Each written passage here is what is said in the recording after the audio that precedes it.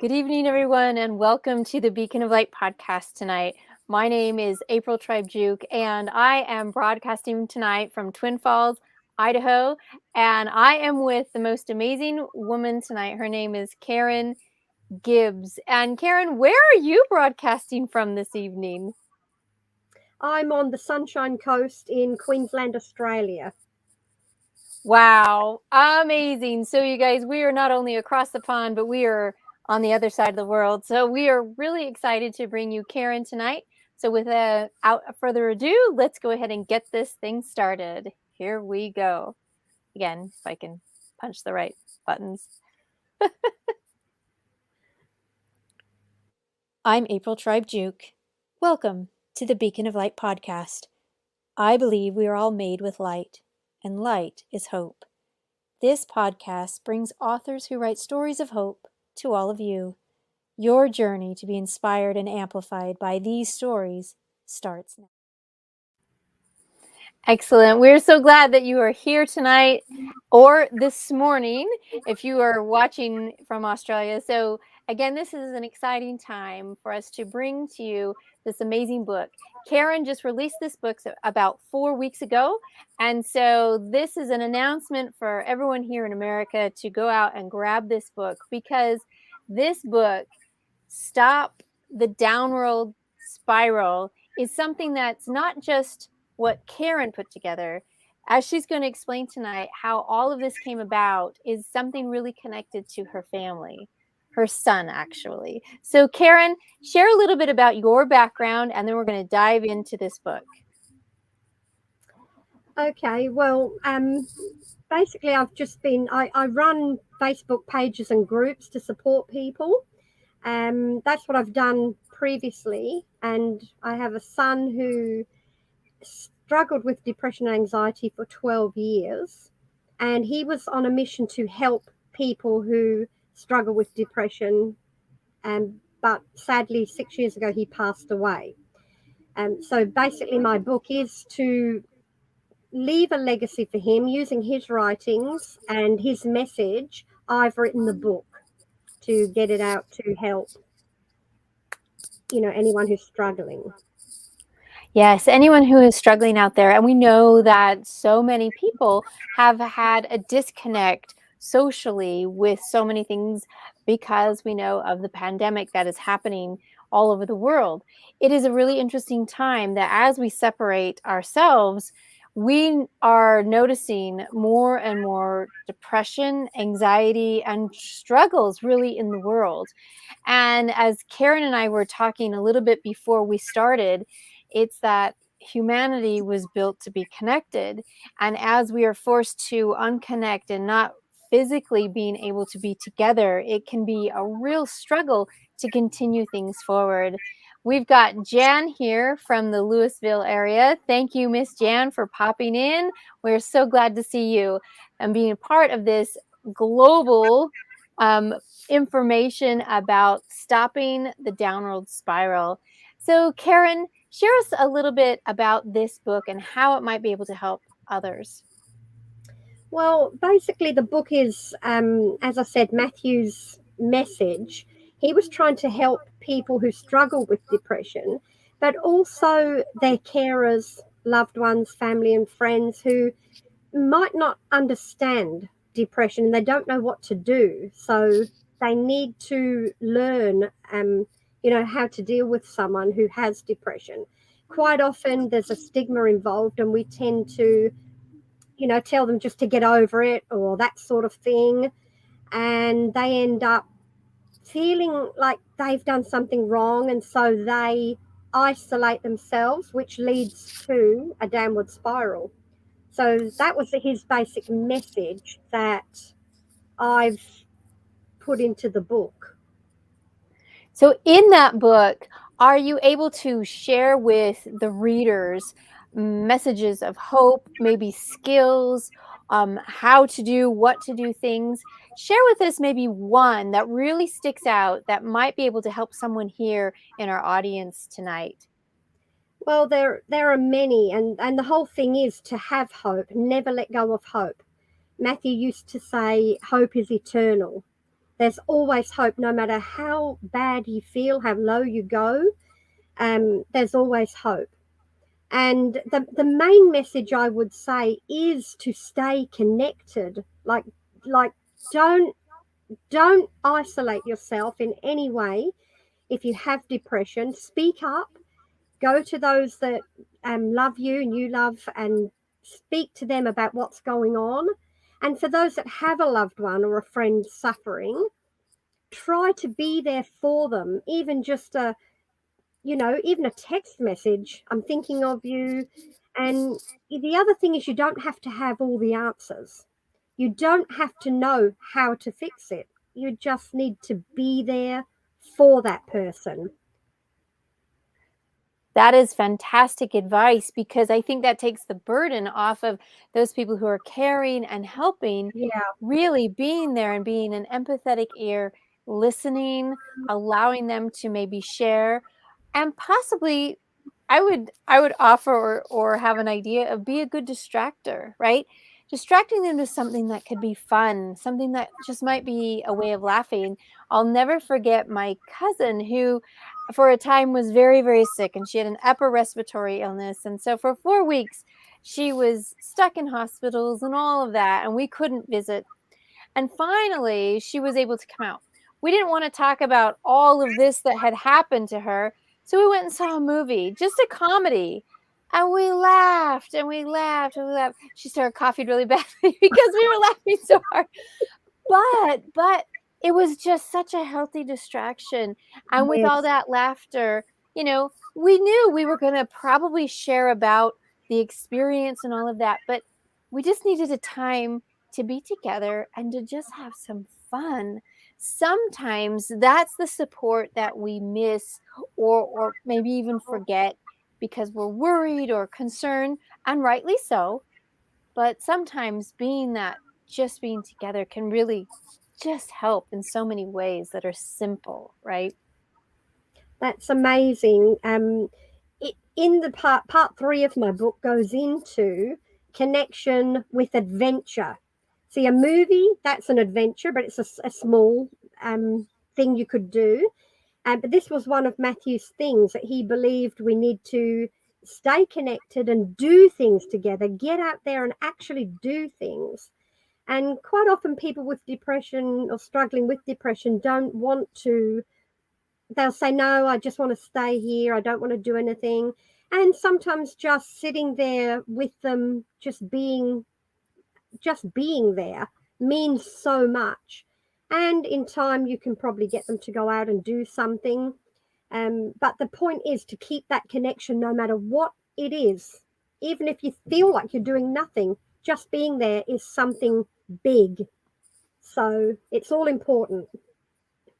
That's right. That's right. Jen has an interesting question. Did animals help? What would you respond to that? Absolutely. I've actually got photos because I have horses, and Matthew had a dog. And I've actually got all photos where I took him out and we did animal therapy, I called it. I mean, I really, it was just taking him out with my horses, and he's laying on the grass and the horses are putting their heads down to him, and he's leaning up and hugging them. And with his dog, that dog was with him all the time, and it gave him absolute comfort. I find animals are a big help, a big help. I agree. There is something not just with the companionship, but also a little bit of the responsibility. It helps us to start to think about something or someone other than ourselves and the focus inward. We have to really actually look outward to provide food, to Yes, walk the animal, to pet, to yes, stroke, and then of course the connection back with something so intimate as a horse and as a dog, where they yeah. give you those looks and there is something more, and it's almost like the animal is cheering for you, right? In there with that loyalty, thinking, there's more. Keep holding on, keep going. Oh, I know. And They're so beautiful. it is amazing thing. And like Jan says, horses are amazing.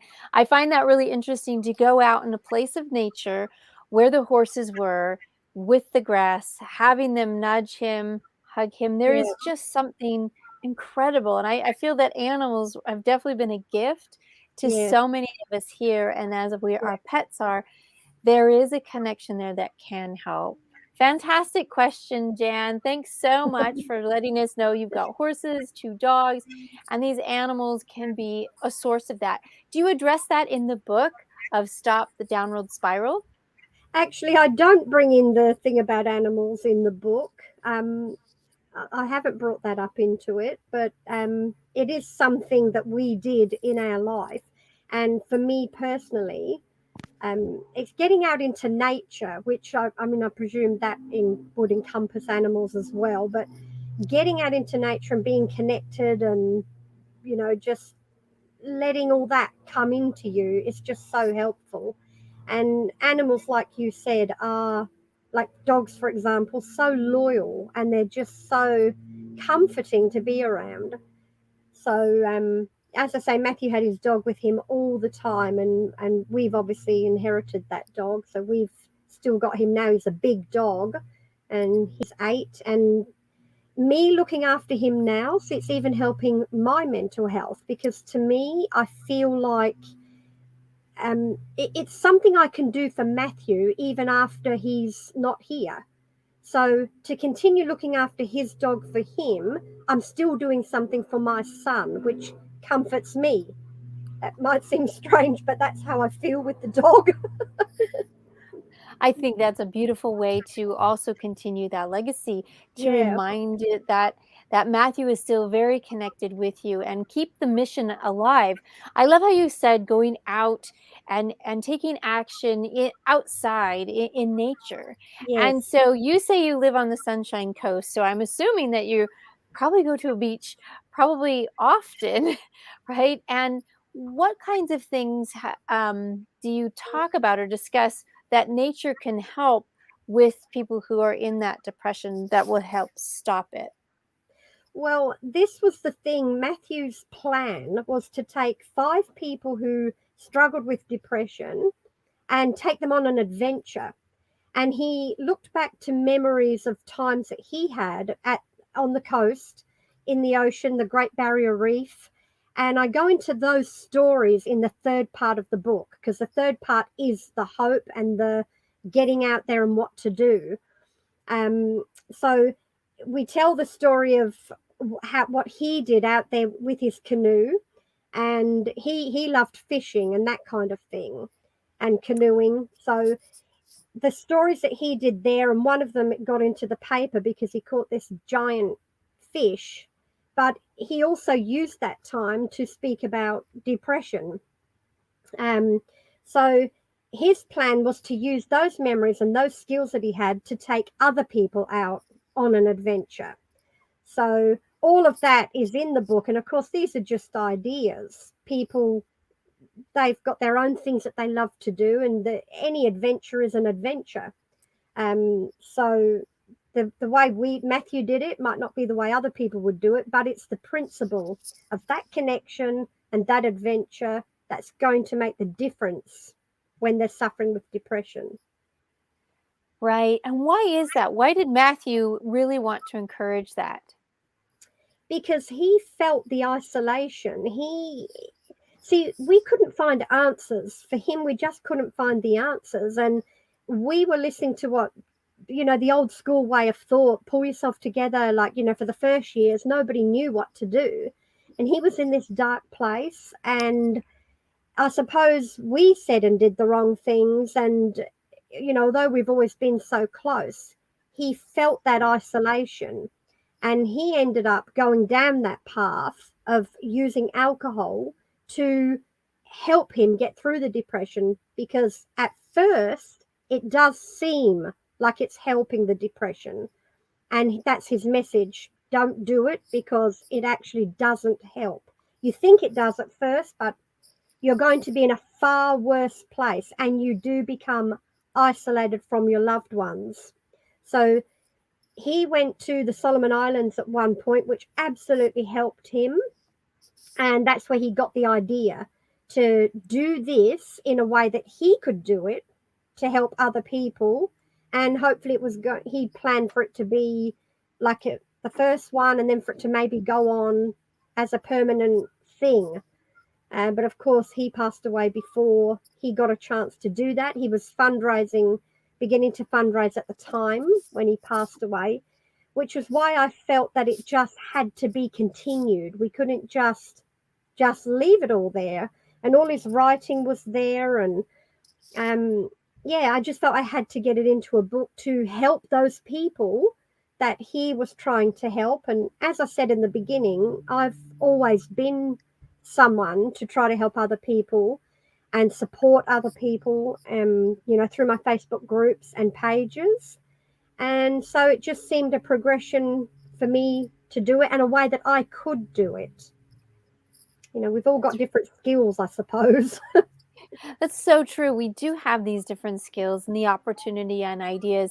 Yeah, I really think that big principle of there's always hope, stay connected and do what you can, because we're all different, right? And that's what makes books like this really really great, because yeah, as we can help read about stop that downward spiral, there are probably things in there that will really be that aha moment that might be out there to grab somebody and say, I have an answer possibly. And yeah, when we sit with them and we go and we do these adventures, grand or small, the idea is connecting, doing yeah, something outside of that normal routine, even though it's not healthy, to yes, maybe kind of shake it up in a positive distraction. And sometimes in that our perspective changes and we can notice different things. I'm interested to know if, as Matthew went to the Solomon Islands, as you mentioned, how did it change? Like, what was his aha moment there? Did he ever write that down? yes. I've got that written in the book. What he said about that. He wrote a letter about that. But he he was here in living in this Western culture that we live in. Had everything at his fingertips, as we all do. Um, and yet he was depressed, and he'd gone down into this spiral. At that time, it was marijuana. That was the first thing he tried to get him through the day, basically. And when he went to the Solomon Islands, he stopped that completely, and he never went back to it in a addictive way. And he said that just seeing those people there living, struggling, basically, well, not struggling, they had to work a lot harder for what they had than we do, but they seemed to be happy. And that was what he thought, getting back to nature, living a simpler life, and not getting caught into drugs and that alcohol and depression. It just, to him, it changed how he felt and how he looked at depression. And that was the first turning point. Powerful turning point. Very, very interesting to have left something that is numbing, or that has been, deemed as here's the escape, but Yes, really it becomes the hook. And it as he does. left Yeah, that and became out into that nature and finding that there's probably so much more than just himself, right? yes, I have seen where people have gone through a depression and come out on the other side with work and support, therapy, sometimes even medication. But what they all seem to say is very similar, Karen. What I'm finding you say is that they had to be connected and they had to be out, that's because right. they could, one told me I could hide safely and continue and no one would know. As long as That's I was right. by myself, I could just Yes, hide what I was doing. And that's right. bringing out and connecting didn't allow that anymore. Yeah, And so slowly the depression started to lift. And that particular person also talked about the perspective gained, which sounds very similar to the story you shared with Matthew when he watched and observed the extra work it had to take to clothe themselves, the extra work it took to yes, feed themselves. yep, And you mentioned the happiness that they had. It makes you wonder if, because within the work and just the physical activity and being connected with others in that physical activity, maybe there wasn't time to spiral down. Well, So that's it. Two things with that, what you've just said. Um, One, the isolation. When they can feel they can go off on their own and have drugs or alcohol, and they feel kind of normal at first when they do that, but they don't realize the trap of isolation. They're trying to hide what they're doing from you because they feel that they've disappointed you. They love you, they love their family, they love their friends, and they feel, what's wrong with me? And I've disappointed everyone. So that's the main reason why they hide. But in hiding, they spiral further downwards. So that's the whole point, not to be isolated, to keep that connection and move forward, even if it's slowly, the best you can to bring yourself out of it with connection. So, that's the whole reason they do isolate. And people that don't know how to deal with them, sometimes they feel good that they've isolated. They think, oh, I don't have to deal with it. They're all right over there, but they're actually not. So it's a big responsibility, really, to support someone you love who's struggling, to know what to do. that's very true. And I think what you said at the beginning, just continuously being there, making sure you connect in any way that you can, sending the text, making the call, knocking on the door, whatever it is, it does show we do love you. We are not an expert, but our No, love is the expert. Our love is here for you. And yes, and that's very that's powerful. so important to let them know that, because they feel that they've disappointed you so much. I mean, you don't realize how strongly, how badly they feel about the position they find themselves in life. And they really do need to be, you know, affirm to them that you do love them and do care for them. And that's the most important thing, really, is keeping that connection. And they don't expect you to have all the answers. They're not really looking for answers. Sometimes they want to just sit quietly with you by their side and say nothing. And that's so important too. It's just important to know you don't have to have the answers. Just be there. That's right. Just be there. And it is something that can be really, really amazing in our lives. So, Karen, with this information that you have, and as you gathered the writings of your son, was there anything in those writings that surprised you? Um, Well, it all surprised me, really. I mean, he used to write all the time on like a serviette, paper towel, like wherever. If he was somewhere, he would just write scraps of paper. Like when we gathered it all together, it wasn't like a notebook all beautifully written. It was just bits and pieces everywhere. And just the depth of his understanding surprised me. But obviously, living through it for 12 years, he really felt and knew what was needed. And that's what really struck me, that he knows what to do. He was on the right track, and he just needed to get his message out there. It needed to be finished. So that was the catalyst that made me gather all his writing up together, and also using all the knowledge that I had learned from the carer's perspective as well.